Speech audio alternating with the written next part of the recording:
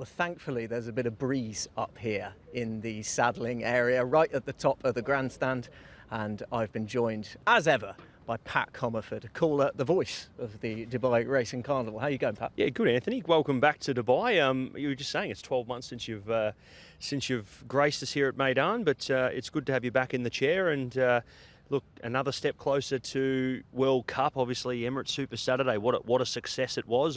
How did you see it personally from looking from the outside in as an overseas spectator? Did it live up to everything you'd hoped to? I thought it really did, to be honest.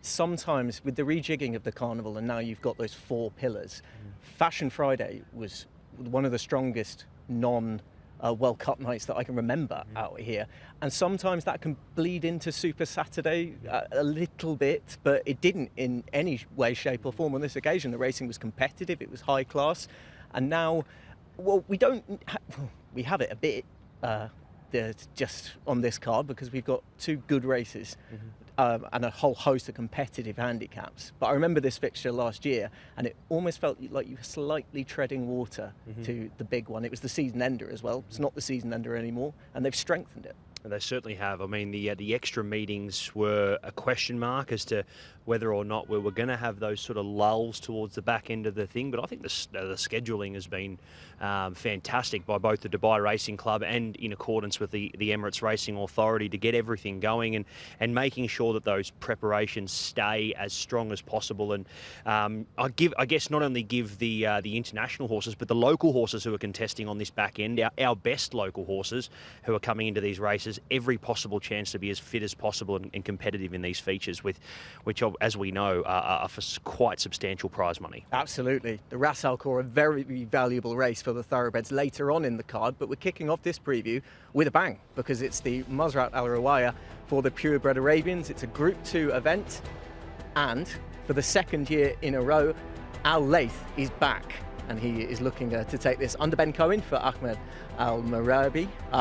You've got some interesting contenders in and around him as well, some of whom who would need definite improvement.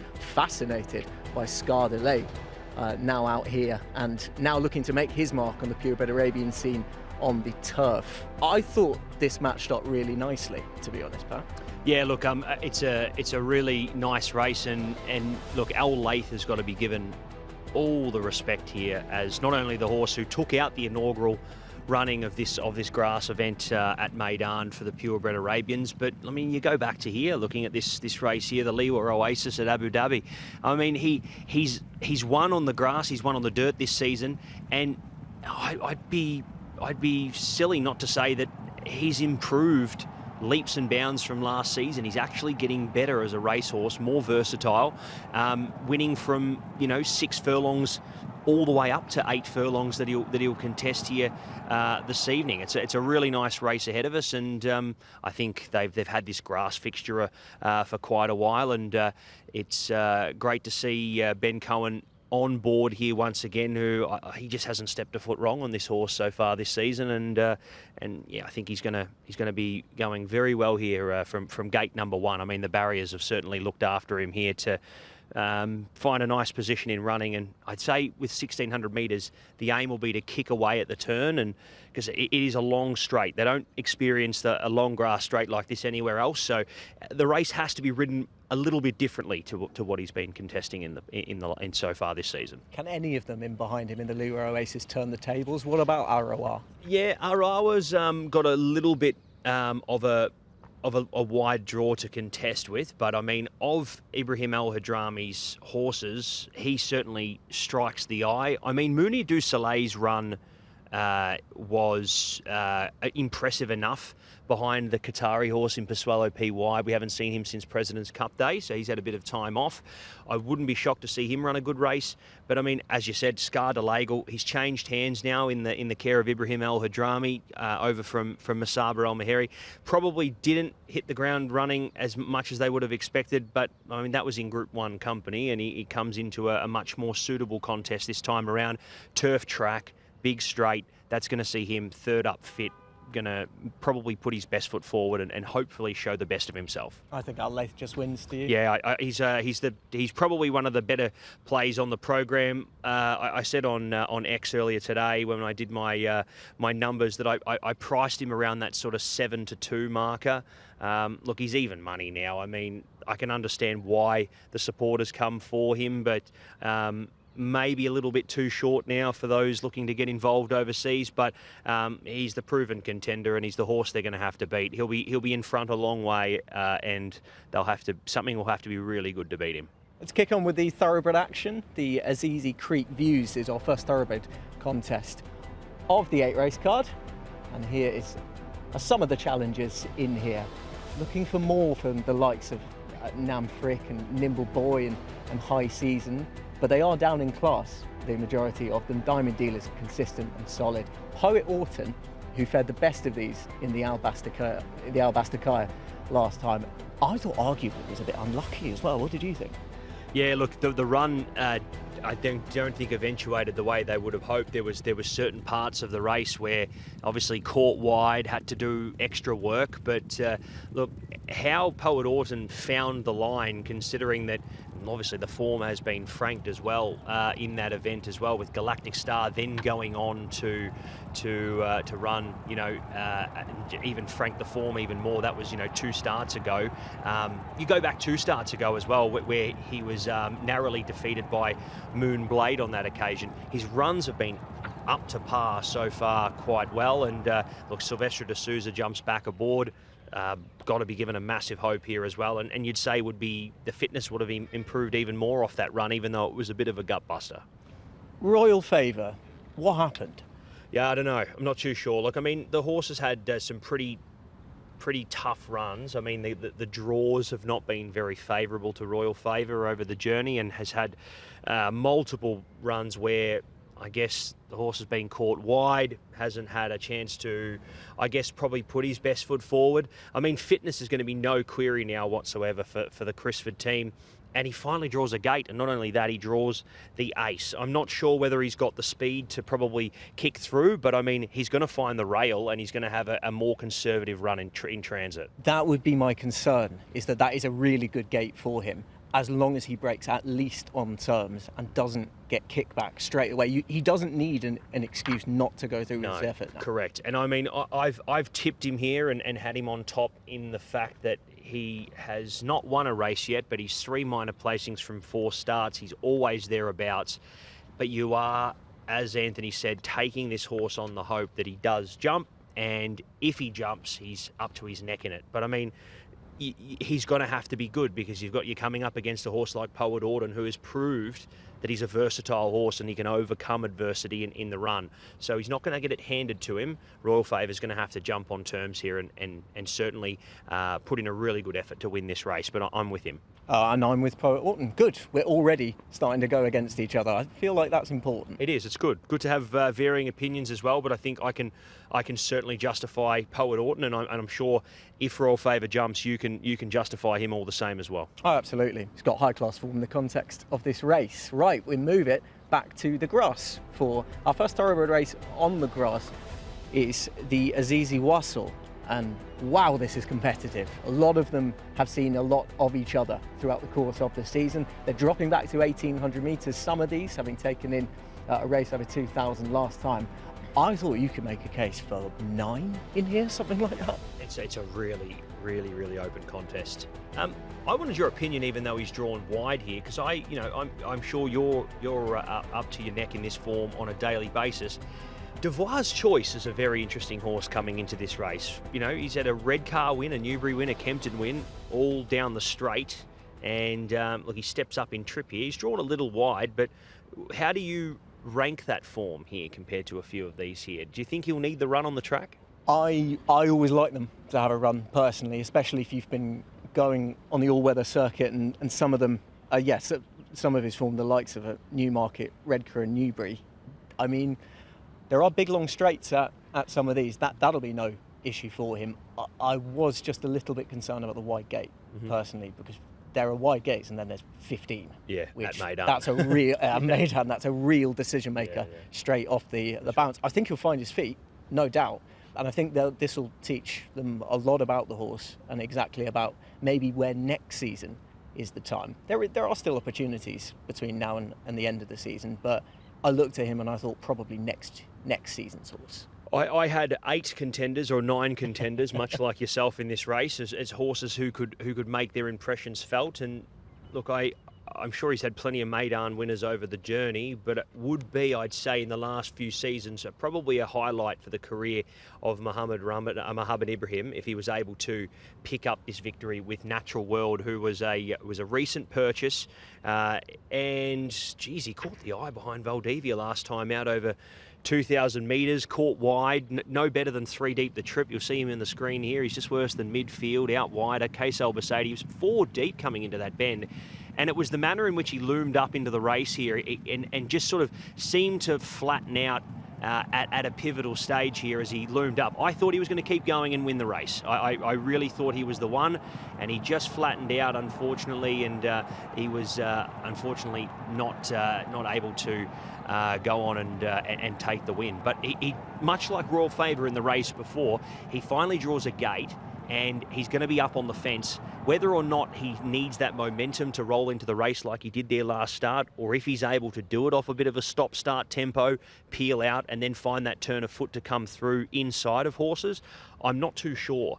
But he's going to get a much better chance here, and he's got 60.5 with Case Albacete's claim, which I think brings him into the race. I'm very excited to see if Natural World can back up that last start performance. You'd be silly to say that he didn't catch a few eyes there by that run, and I think he's been overlooked in the market overseas just because he's from a low strike rate stable, and there's other bigger yards who have got multiple runners in this, and I think he's an each way player all day. I think it has the potential to be quite messy, doesn't it? There's horses who they need to pick their way through the field. They need that crucial position closer to the fence rather than away from it. But then you could get caught up the rail as well. Yep. How did you see them here? Shepperton Lodge for me. Yeah, I like the unexposed nature of him. I think switching here onto the turf will be no problem. That he's had three turf runs. He won well at Jebel Ali. I quite liked the option of him, an unexposed type in a race that, well, I mean, some of them have been busting their lungs all season, and he could just be a fresh one to come at them. I do agree. I like the booking as well. D'Souza's would have had an opportunity here for 3 horses, and he's picked that between, obviously, Legend of Khan and Eruptive. Sense of Wisdom, I need to see him come out and win now before I can tip him. I've been on in the last 2 starts as my on-top selection, and I thought last start was the chance for him to strike, and look, he wasn't able to get it done. Tygo O'Shea does opt to ride him this time around, so we'll see if that means that we may see an improved performance here from Sense of Wisdom. But look, I think Pat Cosgrave the last 2 starts did everything he possibly could on him, and just the horse wasn't able to deliver on the back end. So, but I'd love to see him get home for Suited and Booted Racing. He's been a horse that's been knocking on the door for a few starts. Absolutely, it'd be great to see them have another Carnival winner. Big supporters of the Dubai Racing Carnival Suited and Booted Racing Syndicate. Back to the dirt we go for the Azizi Venice, and let's have a look at some of the participants. No First Constitution, as Pat brought you earlier, but it's a really nice. It's got a nice look to this. I like these conditions races. They just give an opportunity for horses who they might just be a little bit below the required level to still be going into group company, or it could prove to be something of a springboard. Where do you stand on Salem? I thought he's one of the most interesting horses. He's my nap of the night. That's where I stand on him. I mean, he was very good here on the front end. Arguably a horse that had every right to be underdone. He was coming up against a strong enough field here. I mean, Creative Story went on to take out this race. You got the likes of Al Nassib next to him, who was also trying on the dirt for the first time in quite a while. I believe it was Al Salt maybe, who was coming from back in the field here under Bernardo Pinheiro, who got out. But I mean, this is a form race, is quite good. He was nominated for Emirates Super Saturday. He drew the car park. Now, I don't know whether that was the reason why he was withdrawn, or whether or not his bloods might not have been right the morning of, but I know that Emirates Super Saturday, that race there last week, was the target, and it didn't eventuate that way. He was a withdrawal. So he finds himself in an arguably an easier race than what he would have contested there on Emirates Super Saturday. and he finds himself from an inside draw as a horse who as we saw there, can certainly go forward and work forward on both the grass and the dirt. So I'm excited to see how Salim will go here. I think he's probably fit enough to be being in this for a long way. If he finds a soft lead and isn't pressured throughout the run, I think he'll have something on the back end to offer here. And I mean, if you look at his major threats in the race, Local Dynasty has been very good, probably the most likely of threats, but has drawn a little wide. We'll have to probably do a fair bit of work from there. I mean, the Camden Colt's coming onto the dirt, so that's another question mark for him. And I mean, we haven't seen Military Law since the Dubai World Cup. He's a 10-year-old now. We know he's got class, but is he a horse that we're going to see the best of first up here in a conditions event, or are they using this as a bit of a launching pad to have him at fully fit for a start going towards the back end of the season, whether that be, a feature race later on, because he's got a rating of 109, so he certainly will qualify potentially for the likes of a Godolphin Mile, or probably not the World Cup this year, but maybe a Godolphin Mile on Dubai World Cup Day. Yeah, good call. He usually does need his first run back. That's been the case the last few seasons, and he's got a little penalty to carry, being a group winner last season. I keep going back to this. I mean, I know it's on the dirt. Here, and we did see him on the grass last time out, but I mean, he was before he had his layoff. I mean, he was over 6 furlongs, and he was only narrowly defeated by Colour Up on that occasion there. So he's gone with the best of the sprinters here in Dubai, local sprinters. If he's anywhere near full fitness, off the rating of 101 here from an inside gate, they won't catch him. It's as simple as that. I don't know whether it was necessarily because Michael Costa had made such a fast start by that point in December 2023 when he went for the Al Gahoud sprint, but he came in for a monstrous amount of support close to the off on the international markets. His price went right down, and I just get the feeling that they feel there's plenty of unfinished business with this horse. 100%. I mean, he's going to see the 8 out. I know that he'll definitely see that. And I think with this kind of race, Ray Dawson can get to the front, and he's not going to be like a 1200 metre race. He's not going to be pressured to the outside. He'll lead comfortably. He'll probably sit maybe a length clear of anything else in the race. Ray will give him a chance to fill the lungs up in the run, and he'll have something to kick at the back end. I mean, he's raced in better contests than this, and this is his race to win tonight. Yeah, in full agreement. I think 1600, absolutely no problem for him. He was second in a Lincoln, massive handicap at Doncaster. All right, should we have a group race? Let's have a look at the Ras Al Khor. I'm really, really looking forward to this. The rematch between Marban and Mysterious Knight.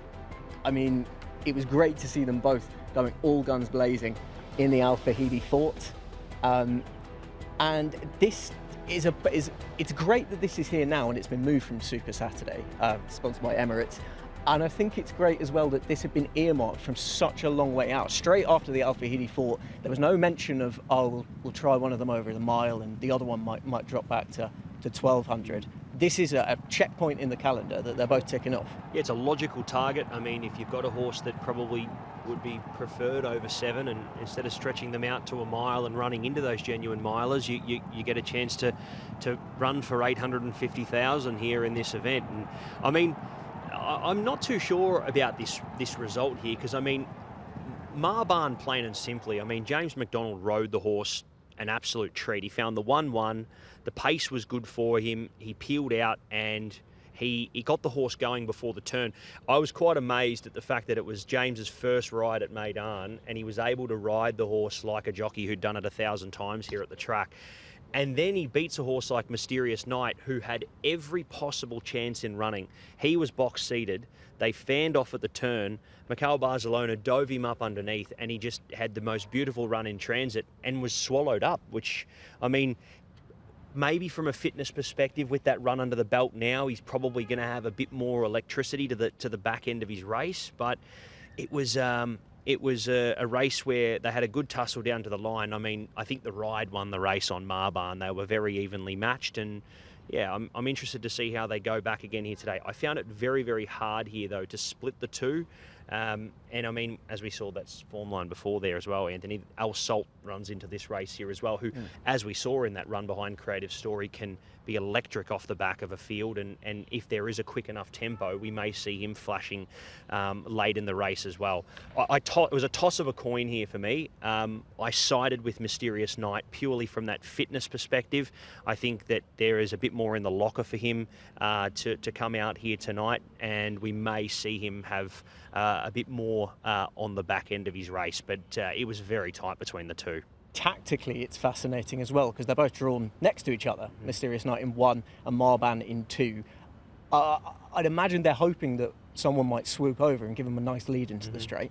Yeah, I'd say so. I mean, the way that it looks, I mean, if something does swoop over, does it give Marban the advantage? Because you're going to find Mysterious Knight in the box seat again, having to probably find a length or two off that turn there, because the run may not appear as soon as possible, which does give Marban the opportunity to peel out and make his run a little bit earlier before the turn, and we may see deja vu once again of the Al Fahidi Fort. But yeah, look, I think tactically William Buick will have that completely in his mind of where he needs to go, and if that means he may need to pop off the leader a little bit earlier just to flush Marban out 3 wide and potentially make it a bit of a fitness test on the back end. Yeah, I'm interested to see this race. It's going to be a good one, but I am with Mysterious Knight. Are you with me or are you with Marban? I'm with Marban. It's my nap of the evening. There we go. Track record holder. Yep. Now finished lightning quick in the Al Fahidi Fort.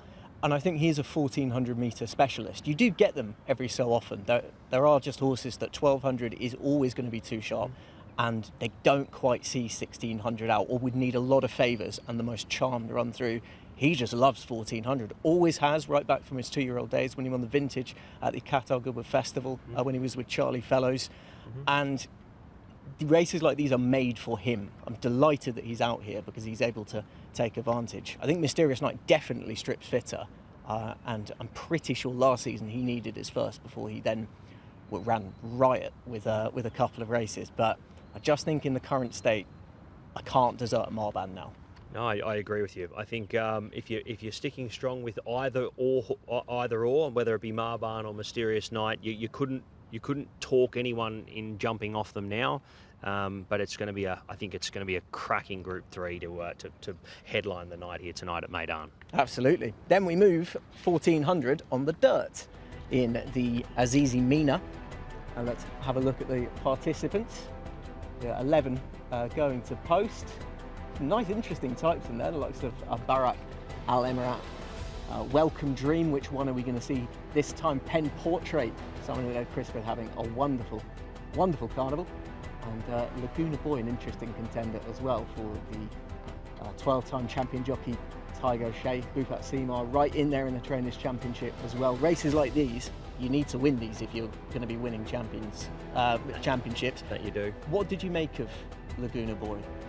Well, to be honest with you, I'll be honest with you, I didn't really consider Laguna Boy in my numbers at all. But you've always got to have a few confidants around you, a few people that you respect their opinion. And in a season like Meydan, where we've had so many value selections get up this season, I've found that there's been some certain people who have been able to sort of find, I guess, a few at a price. One in particular person who I won't mention, but because I'm sure that they would rather not be mentioned, but messaged me this morning and asked me what I thought about Laguna Boy. I said that I hadn't considered it in my numbers. Going back into the form now, probably slightly regretting that I didn't consider it at least a top 3 contender in the race. The fact that Tigers also jumped aboard this horse here as well, I'm not sure whether or not he's 26 to 1 overseas on the overseas market. So it wasn't just me who missed him. Very intrigued to see how he runs here, Laguna Boy. As I said, I very much focused up to the top of the list. I thought it was between Welcome Dream and potentially Pen Portrait if he can find some of that form that we saw towards the start of the season. I mean, we saw maybe a turning point from him behind Smart System last start. But I've been loyal with Welcome Dream, despite the fact that he's had a horrific run of races over the last couple of times. But if we have a look at this race here before, let's have a look at that run of a few of these. Pen Portrait obviously running second. I mean, Smart System just skipped away from them here, and he's a horse that's obviously found a fair bit of form off that victory. Connor Beasley jumped aboard him this night and was able to skip away and go on and pick up a win. So, look, Pen Portrait's run was impressive enough. I like the run of Camsen in behind too, but I think Welcome Dream's still got some points up his sleeve here, and I'm not willing to knock him after that last start performance over 1400. I reckon he's 1400 will suit him if he gets into the race at the right time and finds a back. I'm not willing to jump off him just yet. Are you worried about him being in stall 8? Yeah, well, draws are always a big worry. I mean, where is he going to be sitting in the run? But I mean, I'm just hoping that he finds himself potentially, if this race does sort of stretch out a little bit, he may find himself an ability to find the 1-1 from, because he's got enough speed. He's got enough speed, not potentially to lead, but enough speed to be in the first few if he jumps on terms with them. I think from 8, he may be able to slot over into the 1-1 position. If he's 3 wide, well, yeah, he's going to be in trouble. But I think 8, you're close enough that the 1-1 is a possibility. Okay. So, but again, here's hoping. How did you see them here? I thought this was one of the toughest races of the evening, because it's just very few of them have displayed a consistent profile all the way through. I guess that's what you're going to be dealing with a handicap of this nature. Do you know, I can't even remember who I put down in the end. I guess the caption at the end will be able to be most enlightening. No, that's okay. But yeah, I thought this was one of the toughest of the evening. I agree. Thought it was interesting Bernardo Pinero's riding Action Point. Yeah. I thought he might have chosen the other way around. Yeah, Sunny Street. Look, I mean, I think they're probably, I think they're both probably the same sort of chance in the race. I mean, I don't know whether or not it would have been a tough decision. He's ridden Action Point. He's ridden Action Point the whole way through here, whereas he was only on board last start, Sunny Street, and it wasn't a decent enough performance, I think. So I think he's had more success with Action Point, and now that Action Point's drawn 1, I'm probably thinking that he's probably beneficial from that. Bark Al Emirat's drawn the car park. He's a horse that if he drew a gate would have been a logical player in this. Gamekeeper's been very honest. I mean, Al Arbed could run really well also. I'll keep coming back to Laguna Boy. I'll be kicking myself if Laguna Boy goes on a win and I didn't give it more respect, because I think it probably needed the run last time out, and we're going to expect to see drastic improvement. It'll be interesting to see how he gets on the surface switch as well. Sioux Nation, who himself was a son of Scat Daddy, produced an American Triple Crown winner, so I guess in that respect you wouldn't be too concerned. No. I mean, we'll see how he goes. I mean, Gate 10 is going to make it tough, so I'll stick with Welcome Dream here, but very open race, this one, the Azizi Mina. I went for Pen Portrait. That's who I went for. Okay, so I was Pen Portrait and Welcome Dream, either or. So we're roundabouts the same mark. Right, the Berge Azizi up next. We're back on the turf, 1,600 metres the trip, and let's see who's taking them in. Another very competitive race. The old boy, he's not even that old, Alfariq. 8 can't really be described as veteran stage. He's been around for ages. He's stepping back into handicap company. Jill Jebel Hatter winner. You've got unexposed types. Folk Festival still unexposed. I mean, what a difference a month makes for the likes of himself and No Retreat, because they were rated in the 80s when they met just a month ago, and now they're taking in this 80 to 100 bracket. Aragon Castle, another interesting type. Silver Sword, he needs a bit of luck. He'll surely, hopefully get it by the end of the carnival. So let's take in a Galloping Clue, because it involves plenty of these, and it will be very interesting to see how this piece of form translates over this sharper, slightly different test. Silver Sword lost a plate, and he's got sensitive feet according to Dylan Cooner, so scratch this run out. Paddy Shack and DeLorean are just in behind, but nearer the front is where we're going to see the most interest in Folk Festival, a magnum opus sneaking up the rail. Yeah, look, I think Pat Dobbs was victorious in the ride of the season with San Donato last year, and he's made a very good case of it here with Magnum Opus, who got all the runs when required there to get over the top of Folk Festival, who was very impressive there. And I mean, for a horse who has always gives himself a task, gets back and runs on. I mean, to have 2 wins and a narrow second under your belt in 3 starts, I mean, he's a very nice horse for the future, the son of Blue Point, and very exciting to see how he fares. I mean, he's one that you don't have to worry about from 16 because, I mean, we know that he's going to go back to last anyway, so it's not a concern, the gate, which puts him into contention as long as there's a genuine enough tempo. Magnum Opus draws a little wide this time. We'll see him go back. No Retreat from 11. So, I mean, there's a few that are going to be joining each other for company at the back of the field, and yeah, it makes it an interesting one from a map perspective. Pat Dobbs, I wonder if he did have the decision on the ride between No Retreat and also Magnum Opus. Both obviously impressive winners in their own right, coming from back in the field. No Retreat finally finding the winner's post for the first time, a very overdue victory. But I went with No Retreat here because You're brave. Yes, I am very brave. I'm very brave, but I'll tell you a reason why. Oh, yeah, please. The reason is because time and time again, you see these horses who struggle to find the winning post, break through for a victory, and something ticks in their mind, and they go, "Oh, that's what we're meant to do. That's how you're supposed to do it." It wouldn't shock me to see No Retreat now that he's won a race and understands a bit more. I mean, from an educational perspective, as a 4-year-old colt, coming into the winner's circle and actually winning a race, I'm sure he's going to take plenty from that. And I would not be shocked to see him go to another level. The turn of foot that he has is very good. And I know Folk Festival got him beat twice, once at Abu Dhabi and once at Meydan. And, you know, we've seen him, obviously, that, you know, the red car race always comes back to mind. But, I mean, he's a horse that I think knows a lot more now. And I'm willing to stick with him until he fails me. I'm willing to stick with him as a top selection because there is obviously an engine under the hood, and he's a horse that I think who's got plenty of points up his sleeve to sort of progress through the grades here once he starts understanding what it's all about. Yeah, I completely agree with all that. I just thought, added with potential quirks of when he hits the front, he suddenly downs tools and does nothing, coupled with the fact that he's going to need those gaps that a lot of other horses are going to be looking for. One of them's going to come off badly from it, and I just wondered if there was value elsewhere. So did you stay out of the back markers? Are you with something a bit closer to the speed? No, I'm not really sure how they're going to want to play it, but I can't desert Alfariq. Yeah. A wonderful servant to his connections and to the carnival as a whole. It's great that he still retains zest. I think just about enough zest for me to keep my interest in him. I mean, you can put a line through his Jebel Hatter run. I mean, you know, a lot of those horses didn't get a chance. You know, I mean, but I mean, he's coming drastically back in class. Yes, he is, and I'm hoping that might be able to scope out a little bit of value for Shadwell and Musaba Al Maheri. Let's have a look at what we've got up next. And we are sticking to the grass. Race 8.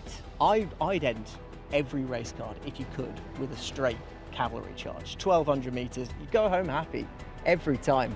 You're not the one having to be on the binoculars, though. That's the problem. Yeah. Everyone's happy about a straight race in the last, except me. Pat. I hadn't thought about exactly what that would mean for you. Well, we've got one anyway. No, looking forward to it. And I mean, this is probably, I mean, I know we said it earlier about one of our earlier races. This is a proper head scratcher. Yeah. This is one that the most open of the night. Very open, and not in the vein of, I could fancy 8 or 9. I was struggling to, I've sided with Matt Lube in the end, almost by process of elimination. There's just too many questions about too many horses in this for me. Yeah, I mean, it's very hard to be going against a horse like Matt Lube. I mean, makes a very good case. I mean, to be honest, Marker Cole just slipped away from them here in this race, and I mean, the claimer was an ingenious move by Julio Olajuara to get Lorenzo Puzzulu in the saddle just to take some of that weight off, because they knew that exactly what they were going to do. They were going to go a bull at a gate from the moment the gates opened, and it did pay off. Matt Lube did rally into third off that and put in a great race. Look, I did eventually narrow it down to sort of 3 horses in the field that I liked. I liked Matt Lube, I thought if Fierus had drawn a little closer to the centre, I would have given him a bit more confidence. But I mean, Salman Al Sabri's had a great season with these straight races. I mean, without properly taking one out, he's had horses, split the profit, and a few of these horses very much, thereabouts. Even Klimt Street as well, who's been good for the stable. But I went value here and made my long shot of the night, Military Order. He's been a tough horse for the pundits to follow over the journey, because he's promised so much without actually breaking through for a victory. And I just think from the gate here, he's going to have a good chance at going a good race here. I like the fact that he's had the 3 runs at Jebel Ali. Just from a fitness perspective, he's probably learnt a fair bit by those 3 runs, and he now switches back onto the grass, a fit horse, and a horse with a lot more racing in his legs. And I expect to see a good run from him as well. And the booking of Silvestre de Souza also gives me confidence that local creator racing and Masaba as well are pretty confident that the son of Volatile will probably will return with a more improved performance. He's not a horse that's very much gelled with racing at Jebel Ali. We haven't seen the best from him, but it's, I guess, the experience and the education that he's had by those runs that should see him come back onto the grass and onto a flatter surface as a much stronger contender here. Talk about the weight for age scale being in your favour. Yes, there is a reason that's in place, and 3-year-olds getting a stone at the moment because we're so early on in the season that taking on a completely different model in an old and hardened, more grizzled sprinter who's going to be bigger and in theory stronger. But it's not about who's biggest and strongest. It's about who's quickest, and it's a very interesting call to chuck in a 3-year-old against exposed horses, and I can absolutely see the case. Yeah, it is. But look, I mean, I think the overseas market agrees. Matt Lube's going to be the horse to beat. Look, I wish Michael Costa's stable the best of luck here for tonight. I mean, they're sitting ahead on the premiership currently only by seconds. They're equal with wins with Masaba Al Mahiri. They've got a great hand of runners right across the night here. I mean, we talk of Salim, we talk of Marban, and even Matt Lube here in the last, who could pick up 2 or 3 winners for the stable. And we know at this point of the time, this time of the season, those wins are as crucial as ever. And even if they don't win, those seconds as well can be the difference between first and second in this premiership. So it's getting down to the business end, and they've really targeted this night. Absolutely, and I'm hoping that they can take it with Matt Lube. I liked a point you made on a previous week's preview. I'm not exactly sure when it was, but I think it was about Michael Costa and his penchant for sending horses back in distance and back onto the straight course, just that he's seen a bit of speed at home, and he figures a shot to nothing. And in horses like Tawala, it worked out famously, and I'm hoping it's going to be working out famously for Matt Lube. It certainly looks like it has, and I think the extra 200 metres is going to be right up his street in a tricky looking race. It certainly will be. I mean, a couple of open races to contest here, and we finish up with one, but may the best horse win. Yeah, may the best horse win, and the best tipster as well. Let's refresh us all with exactly what you've gone for. Yeah, let's have a look through them. I singled out 2 horses in particular, Al Laith and Salim. They're my 2 for the night. I think that they'll both be going on to win. So it's Al Laith in the first, Royal Favour in the second, Natural World for Muhammad Ibrahim in the third, Salim, my nap, in the 4th race, Mysterious Night, toughie between him and Marban, but I'll stick with the Godolphin Blue, Welcome Dream in the 6th, No Retreat for Fauzi Nas in the penultimate, and my long shot of the night, Military Order in the last, the 3-year-old coming up against the older horses. That's a good list. I won't deny it, it's a good list. I've gone a little bit the same way. I've gone for Al Laith in the opener, the Mazra Arawaya, Poet Alton to get back on the winning thread.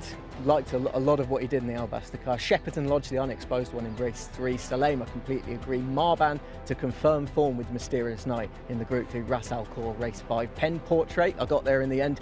Race 6. Hopefully he can just keep a lid on himself, and once he's likely sent forward to try and grab a prominent spot. Al Farik, the old boy, I've got to be with him. and hopefully find a little bit of value there. And Matt Lube, well, looking at this actually, I'm a proper Michael Costa fanboy. You are. You're in for a big night for the yellow as well, with Meherby up the top as well. So yeah, no, it could be a big night for them. And yeah, I think you're not the only person that's going to be in their corner. They've got a few nice hopes. Absolutely. And I'm off to go and find some more yellow attire to carry on my association with cheering on the stable. You can sit back and watch all of the highlights from 6 days ago at Emirates Super Saturday.